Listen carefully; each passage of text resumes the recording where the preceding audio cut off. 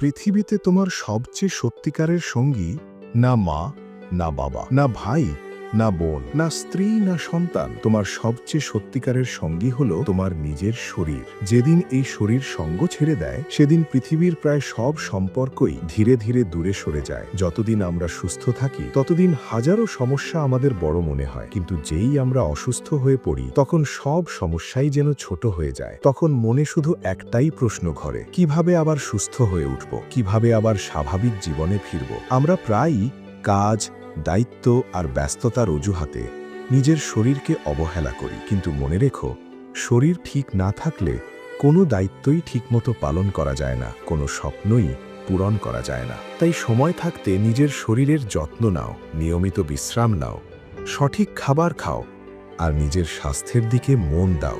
দায়িত্ব তো সারা জীবন চলতেই থাকবে, কিন্তু শরীর একটাই। আর হ্যাঁ, ভিডিওটি যদি তোমার হৃদয় ছুঁয়ে যায়, তাহলে একটি লাইক দিও এবং অন্যদের সঙ্গেও শেয়ার করো।